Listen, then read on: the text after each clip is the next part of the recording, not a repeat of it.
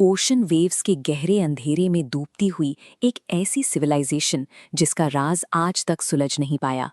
एक सबसे बड़ा सवाल, the lost city of Atlantis, सच है या मिथ?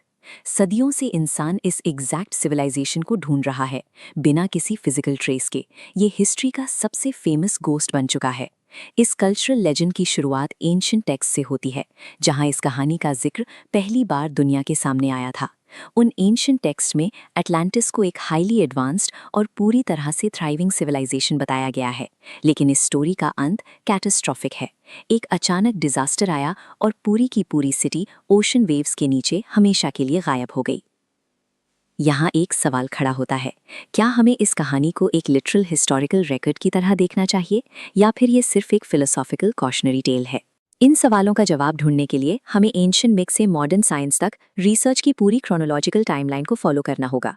हिस्ट्री में एक वक्त आया जब रिसर्चर्स और एक्सप्लोरर्स ने इस मिथ को एलिगोरिकल मानना छोड़ दिया और इस कहानी को लिटरली ट्रेस करना शुरू किया। मॉडर्न हिस्टोरियंस एक क्लियर फ्रेमवर्क यूज करते हैं ताकि ये पता लग सके कि एक एंशिएंट मिथ कहाँ खत्म होता है और एक एक्चुअल आर्कियोलॉजिकल क्लेम कहाँ से शुरू होता है। जैसे जैसे हिस्टोरिकल एक्सप्लोरर्स ने इस संकन सिटी को मैप पर प्लॉट करने की कोशिश की, कई ग्लोबल जियोग्राफिक डिबेट्स शुरू हो गए। हर एक्सप्लोरर का अपना एक अलग सस्पेक्टेड लोकेशन था। इन सस्पेक्टेड लोकेशंस को अगर कंपेयर करें तो साफ दिखता है कि इन एक्सप्लोरर्स की थ्योरीज आपस में कितनी ज्यादा वेरी करती थीं।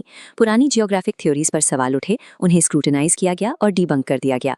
इस वजह से अटलांटिस का सपोजिड लोकेशन मैप पर लगातार शिफ्ट होता रहा। लेकिन सिर्फ मैप्स और लेजेंड्स के भरोसे एक संकन सिटी को ढूंढने में एक बहुत बड़ी कमी थी। मैप्स का ये लगातार शिफ्ट होना दिखाता है कि सिर्फ हिस्टोरिकल टेक्स्ट्स काफ़ी नहीं हैं। इसीलिए इन्वेस्टिगेटर्स ने मैप्स को छोड़कर हार्ड साइंटिफिक डेटा की तरफ रुख किया। अब ये इन्वेस्टिगेशन हिस्टोरिकल टेक्स्ट से आगे बढ़कर डिसअपियरेंस थियरीज के साइंटिफिक एनालिसिस पर फोकस करती है। यहाँ हार्ड साइंस का रोल शुरू होता है। इन्वेस्टिगेटर्स ने उन डॉक्यूमेंटेड जियोलॉजिकल इवेंट्स पर फोकस किया जो इस लेजेंड से मैच करते हैं। इन साइंटिफिक मॉडल्स में सबसे ऊपर आते हैं मैसिव वॉल्केनिक इरप्शंस, जो पूरे आइलैंड को डिस्ट्रॉय कर सकते हैं। रियल वर्ल्ड में ऐसे कैटास्ट्रोफिक नेचुरल डिजास्टर्स अचानक से बड़े जियोग्राफिक डिसअपियरेंसेस क्रिएट करते हैं, जहां जमीन का हिस्सा गायब हो जाता है। इन वेरीफाइड जियोलॉजिकल मॉडल्स को जब ओरिजिनल ओशियानिक सबमर्जन मिथ के साथ कंपेयर किया जाता है तो सिमिलैरिटीज साफ नजर आती हैं। ये पॉसिबल है कि रियल वर्ल्ड में हुए ऐसे ही लोकलाइज नेचुरल डिजास्टर्स ने इस एग्जैजरेटेड कल्चरल लेजेंड को इंस्पायर किया हो। नेचुरल डिजास्टर्स मिथ में बताए गए डिस्ट्रक्शन के तरीके से तो मैच करते हैं, लेकिन इन डिजास्टर्स को एक स्पेसिफिक एडवांस सिविलाइजेशन से जोड़ने के लिए मॉडर्न आर्कियोलॉजिकल कंसेंसस जरूरी है। इन आर्कियोलॉजिकल क्लेम्स पर एकेडमिक रिपोर्ट्स की फाइंडिंग्स अब एक अलग तस्वीर पेश करती हैं। मॉडर्न साइंटिफिक कंसेंसस को डिबेट को एड्रेस करता है।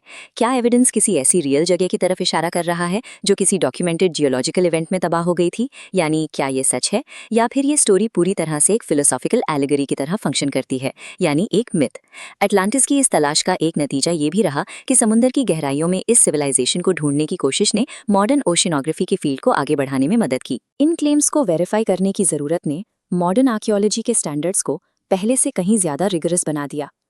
अटलांटिस की ये स्टोरी दिखाती है कि कैसे पुरानी कहानियों को मॉडर्न साइंटिफिक फिल्टर्स से परखना जरूरी है, ताकि रियलिटी को मिथ से अलग किया जा सके। अटलांटिस आखिर में सच है या मिथ, ये राज आज भी बरकरार है। ये नेचर की ताकत और इंसान की कभी ना खत्म होने वाली क्यूरियोसिटी का एक पावरफुल रिमाइंडर है।